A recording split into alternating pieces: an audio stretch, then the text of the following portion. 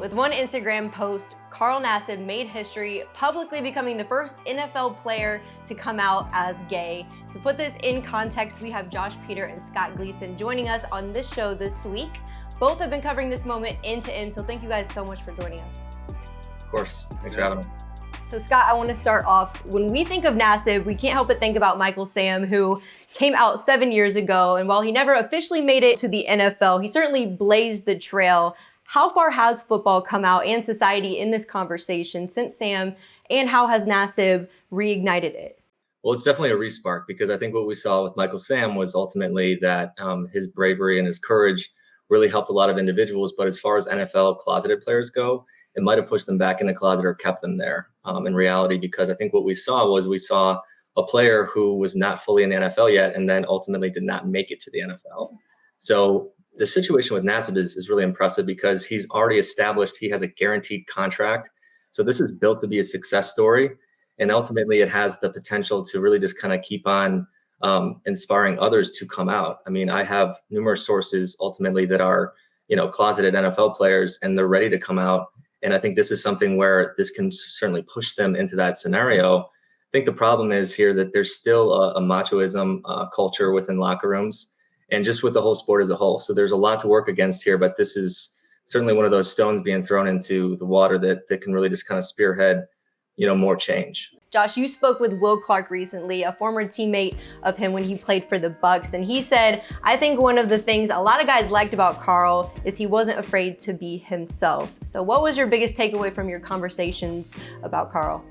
Yeah, interesting guy in that way. He was someone who challenged coaches during practice and wanted to know, why are we doing the drill? Am I wasting my time? What's this going to do for me?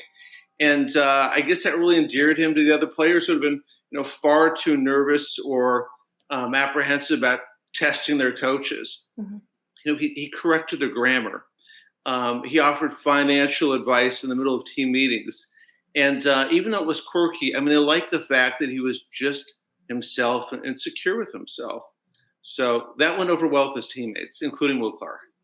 And Scott, in your recent article, you spoke with former NFL linebacker Jeff Rohr, who came out after he retired, and he said, I'm going to quote it, "The NFL needed this to get past the milestone. In the long run, the world we live in needs more guys like him who are open and brave. It really does help for anyone in the country who is currently closeted or faces homophobia." So what impact does this have on society and, I guess, male-designated sports? Yeah, really there's a sense of, we're not just looking at sports here, because there is homophobia within locker rooms, but this transcends.